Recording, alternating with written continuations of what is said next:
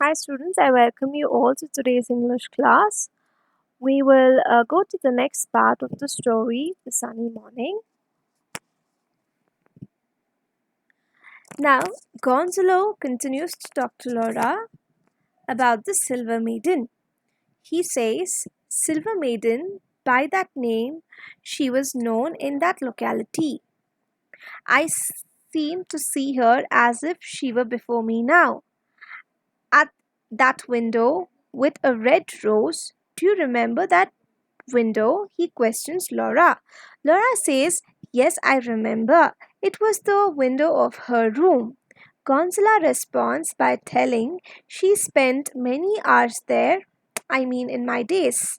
And Laura also says, and in mine too. And Gonzalo continues to describe the beauty of the Silver Maiden. He says she was ideal, fair as lily, had jet black hair and black eyes. She had an uncommonly sweet expression on her face. She seemed to cast radiance wherever she was. Her figure was beautiful, perfect, what forms of sovereign beauty God models in human clay. She was a dream.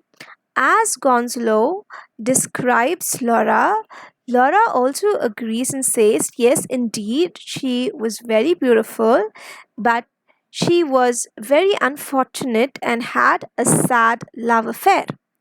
Now, Gonzalo also agrees to this and says, Yes, very sad. Now, Gonzalo stares at Laura and quickly identifies that Laura is none other than the Silver Maiden. Now, both of them have identified each other. Laura and Gonzalo, both of them have identified that they are the lost old lovers, but they do not reveal their identity. Now, Laura continues without revealing that she is the Silver Maiden and questions Gonzalo, Did you hear anything about that love affair? Gonzalo says, Yes, I have heard about that affair. And Laura says, How is that you know about this story? Gonzalo says, I know about the fight which they had. I know how they broke up because the gallant lover was my cousin of whom I was very fond of. Laura, on the other hand, says, Oh, yes, that cousin, my friend, told me in one of her letters the story of that affair, which was truly romantic. He, your cousin, passed by a horseback every morning down the rose path under her window and tossed up to her balcony a bouquet of flowers which she caught. And then Don Gonzalo continues the story and he says, and later in that afternoon, the gallant horseman would return by the same path and catch the bouquet of flowers she would toss him. Am I right? Donna Laura responds by telling, Yes, they wanted to marry her to a merchant whom she would not have. Gonzalo says, and one night when my cousin waited under her window to hear her sing, the other person presented himself unexpectedly, and there was a quarrel. Later, a duel. There was fight between them. Yeah, and at the sunrise on the beach, the merchant was badly wounded. My cousin had to conceal himself, had to hide himself for a few days, and later he would come back to the women. And Laura says, You know the story very well. And Gonzalo says, Yes, so do you. Even you also know this story pretty well. Laura says, I have explained whatever my friend has repeated to me. And Gonzalo also says, I also told you whatever my cousin has informed me about this love affair. And they both get curious to know more about the story, and Laura asks Gonzalo, why did your cousin forget about my friend? Now, Gonzalo says, I tell you, the young man took refuge in my house, fearful of the consequences of a duel with a person highly regarded in that locality. From my home, he went to Madrid. He wrote many letters to Laura, some in verses, but unfortunately, she did not get those letters and did not reply. So he joined the army and went to Africa. There, he had a glorious death, gasping the flag of Spain and whispering the name of his beloved Laura. He died. And here, Don Gonzalo questions Laura, uh, your friend must have married the merchant and would have forgotten my cousin. Laura says, no, that isn't the truth.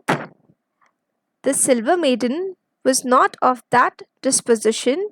My friend waited for the news for few days, months, a year, and no letter came. One afternoon, just at sunset, as the first stars were appearing, she was seen to leave her house and with quickening steps went her way towards the beach where her beloved had risked his life. She wrote his name on the sand and then sat down upon a rock, her gaze fixed upon the horizon. The waves murmured their uh, eternal cry and slowly crept up to the rock where the maiden sat. The tides rose with a boom and swept her out to the sea. This is how she drowned, and she also died under depression. Now, both of them in their hearts feel so sympathetic and expresses. Gonzalo says, how sad about your best friend. Laura says, how sad about your cousin. Both of them express their sympathy towards each other's story.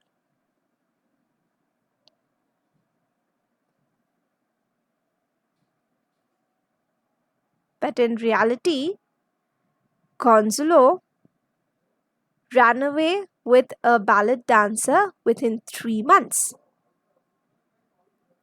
And about Donna Laura, after 2 years, she got married and moved on in life. Both of them have lied to each other by creating stories that this story belongs to her best friend, and he says that this story belongs to my cousin. Now, both of them don't want to reveal their identity with each other to each other. They are trying to end their love story, which somehow tragically already departed them away, by just flirtatiously narrating some fictitious story. All this is a lie. Gonzalo decides that he will not reveal himself because he has become too old now, and he wants her to remember the gallant horseman who passed beneath her window long ago. He just wants Laura to remember him like that. While waiting for her mate, Laura also decides not to reveal herself, as even she wants him to remember the black eyed hair, tossing flowers as he passed beneath the window. As each other leave the park, both are sure that the other is the one he or she had loved before. They smile sweetly at each other and finally leave with their servants. With this, we have come to the end of the story. But to understand this entire play in detail, I would suggest that you would read line by line. I am just making an effort to reach out the story to you in brief. Now, after you see this video, after you've seen this video, when you do the reading, most of the parts, a little parts here and there, would not be here in the recorded session, because there it is more of a dialogue form. Here what I am telling is more of an explanation form. In the next class I will be sharing you the video itself. Now at that time I want you to open the textbook. As you see the play, just try to follow whatever is been written in the textbook along with the play. I hope you've understood this play. If there is any doubts, please let me know. I will clarify that to you. But do not have any kinds of doubts and questions without reading the text. First, read the text, then listen to this recorded lecture again. If then you have any doubts, please feel free to ask. Thank you, students.